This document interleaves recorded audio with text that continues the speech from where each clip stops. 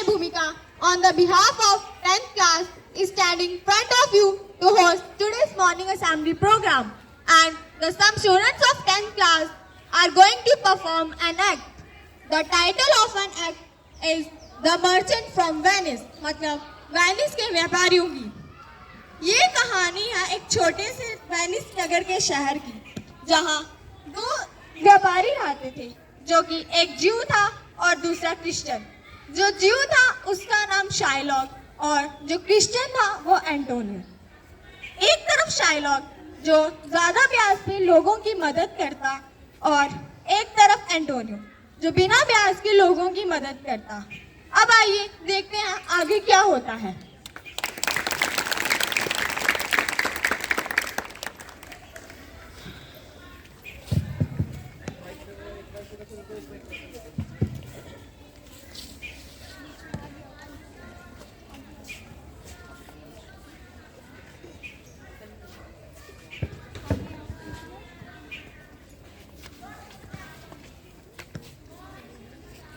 तुम मुझसे क्या मदद चाहते हो? मैं किसान मैं एक किसान हूँ। मुझे कुछ पैसों की जरूरत है। तुम्हारा क्या मसला है? मेरी माँ बीमार है, मुझे उनके इलाज के लिए कुछ पैसे चाहिए।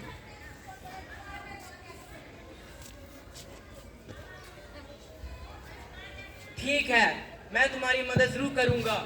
भगवान ने मुझे तुम्हारी मदद करने के लिए ही भेजा है, लेकिन मेरी एक शर्त है। तुम्हें मुझे हर 1000 पर 500 रुपये ब्याज के तौर पर देने होंगे। तुम्हें मंजूर है तो मैं तुम्हें पैसे दे सकता हूँ। इस सब से निराश होकर वह दोनों एंटोनियो के पास मदद के लिए चले जाते हैं और एक एक करके अपनी समस्या एंटोनियो को बताते हैं।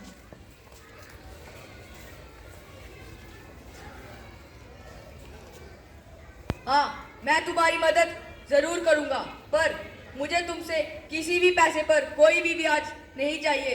जब कभी तुम्हारे पास पैसे होंगे तुम मुझे लौटा देना। धन्यवाद, आप हमारे लिए भगवान के समान हैं। और शाइलॉक जब भी ये देखता कि एंटोनियो बिना किसी ब्याज के लोगों की मदद करता, तो ये देखकर उसे बहुत गुस्सा आता।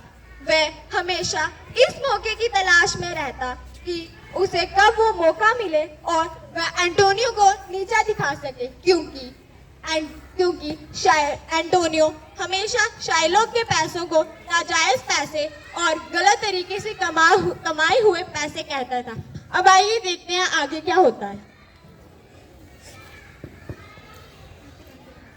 और फिर बेलमोंट में एंटोनियो का एक दोस्त शाइलॉक, जो कि बेलमोंट से आता है, और उसकी बिलावड पोर्चिया, जिससे वो शादी करना चाहता है, क्योंकि पोर्चिया बहुत अमीर है, पर बसानियों के पास इतने पैसे नहीं है कि वह खुद को अमीर दिखा सके। इसी सब के लिए वह अपने दोस्त एंटोनियो के पास पैसों की मदद के लिए चले जाता है। और कैसे हो दोस्त एंटोनियो? मैं ठीक हूँ, पर तुम बहुत परेशान लग रहे हो। हाँ यार, बेलमोंट में एक लड़की है पोर्चिया, जो कि बहुत अमीर है और मुझे उससे शादी करनी है, पर उससे शादी करने के लिए मुझे खुद को अमीर दिखाना होगा। मेरे पास इतने पैसे नहीं हैं कि मैं जो हूँ उससे शादी कर सकूँ। तो क्या तुम मुझे 30,000 रुपये दे सकते हो? मेरे पास इस वक्त इतने पैसे नहीं है। मैं अपने दोस्त शाइलॉक से मांगकर तुम्हें कुछ पैसे दे सकता हूँ।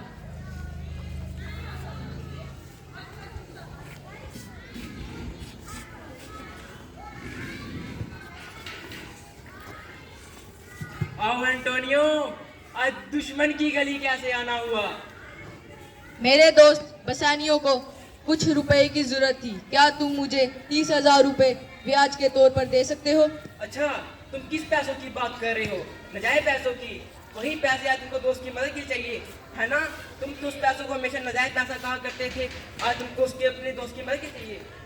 तुम मुझे दोस्त ना मानकर लेकिन दुश्मन मानकर तो पैसे दे ही सकते हो। मैं तुम्हें तुम्हारे मनचाक ब्याज पर तुम्हें पैसे लौटा दूंगा। अब शाइलॉक सोचता है कि यही वही मौका है जब वह एंटोनियो को खुद से नीचा दिखा सकता है। शाइलॉक, क्या तुम मुझे पैसे दोगे? ठीक है, मैं तुम्हें पैसे जरूर दूंगा, लेकिन तुम्हें मेरी एक शर्त माननी होगी। हाँ, मुझे तुम्हारी सारी शर्तें मंजूर हैं। ठीक है, तो फिर मेरी शर्त ये है कि अगर तुम मुझे 3 महीने के अंदर अंदर मेरे पैसे वापस नहीं लौटा पाए तो मैं तुम्हारे शरीर का कुछ हिस्सा ब्याज के तौर पे ले लूंगा। हाँ, मुझे मंजूर है। नहीं एंटोनियो, तुम ये पैसे नहीं लोगे जिसमें तुम्हारी जान को खतरा होगा। मैं तुम्हें खोना नहीं चाहता। तुम चिंता मत करो बसैनियो, मैं शाइलॉक को कुछ समय के बाद पैसे लौटा दूंगा। ठीक है।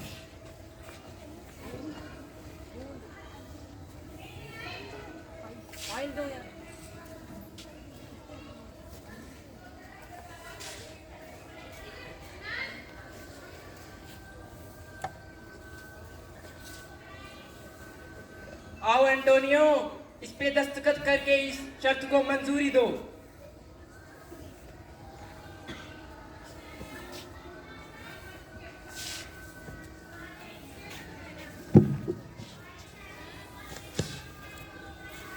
और बसानियो पैसे लेकर बालमोट में पोर्चिया के पास चला जाता है और वहां उसकी शादी पोर्चिया से हो जाती है।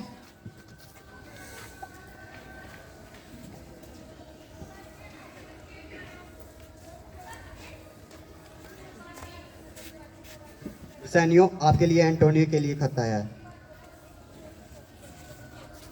पोर्चिया, मुझे जाना होगा। मेरे दोस्त को मेरी जरूरत है। रुको बसानियो, ये लो एक अंगूठी और इसे हमेशा अपने पास रखना। इसको कभी भी अपने से दूर मत होने देना। ठीक है पोर्चिया। जाओ अपने दोस्त की मदद करो। बसानियो वो खत पढ़कर उसे वहीं छोड़कर जल्दी में अपने दोस्त एंटोनियो की मदद के लिए चले जाता है।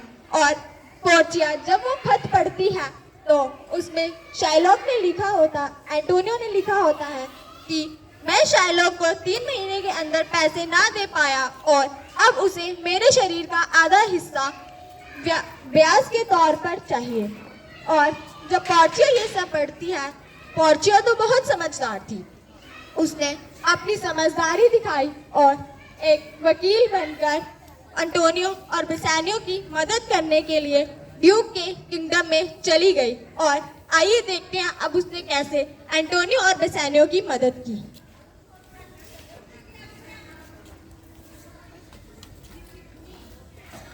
एंटोनियो, तुम ठीक तो हो ना? हाँ, मैं ठीक हूँ।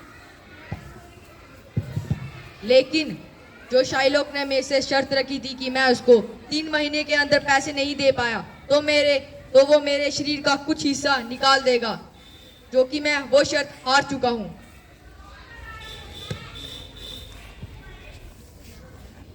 अब तो ये था कि एंटोनियो को अपने शरीर का आधा हिस्सा शाइलॉक को ब्याज के तौर पर देना है।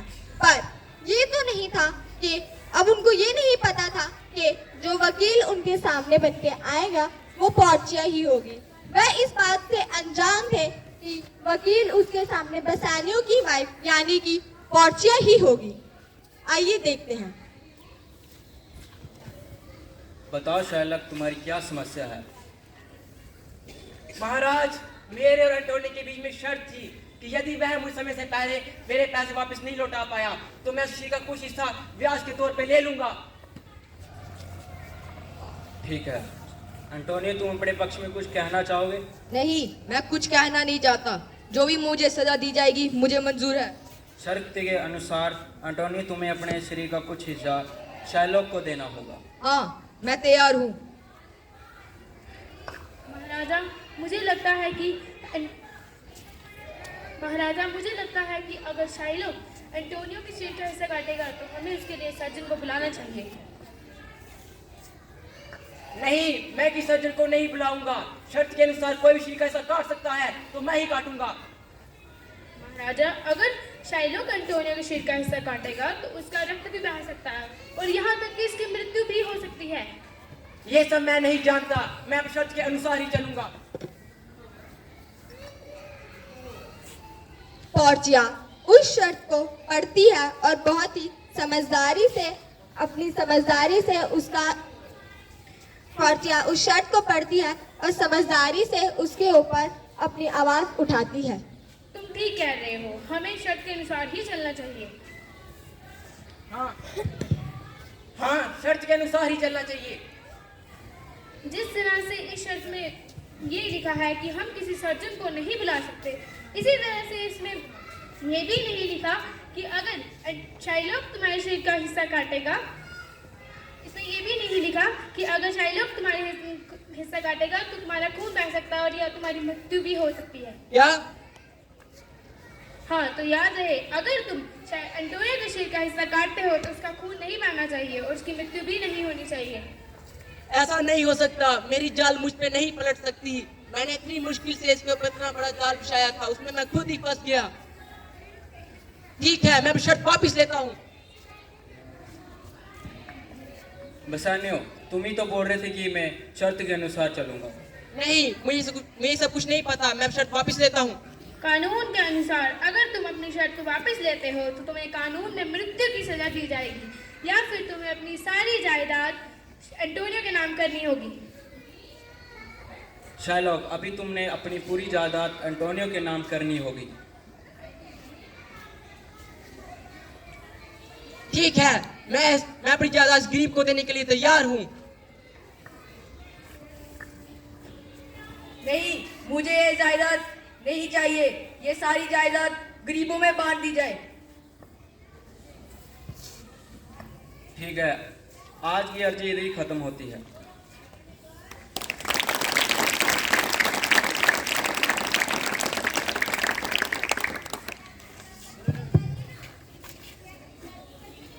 का शुक्रिया, आपने मेरी दोस्त की जान बचाकर मुझ पर बहुत बड़ा एहसान करा है। आप बदले में क्या लोगे? मुझे ये तो तुमने अपने हाथ में अंगूठी पहनी है, मुझे ये अंगूठी चाहिए। माफ कीजिए, पर मैं आपको ये अंगूठी नहीं दे सकता। मैंने तुम्हें इतनी बड़ी मुसीबत से बचाया है, इसमें तुम्हारे दोस्त की जान भी जा सकती थी, क्या तुम मुझे ये छोटी सी अंगूठी नहीं दे सकते? माफ कीजिए, पर मैं नहीं दे सकता। नहीं बसानियो, तुम ये अंगूठी वकील को दे दो। ये अंगूठी ये एक मामूली अंगूठी है, तुम इसे वकील को दे दो। ठीक है एंटोनियो, अगर तुम कहते हो तो मैं ये अंगूठी इन्हें देने को तैयार हूँ। ये वही अंगूठी है जो पोर्चिया ने बसानियो को जाते वक्त दी थी, पर बसानियो और एंटोनियो ये बात नहीं जानते कि जो वकील उनके सामने है वो पोर्चिया ही है। अब वो दोनों तारीख खत्म होने के बाद बेलमोंट में पोर्चिया के पास चले जाते हैं, जहां पोर्चिया पहले से ही होती है, पर वो ये नहीं जानते थे कि वकील के रूप में उनके सामने पोर्चिया ही थी। अब आगे।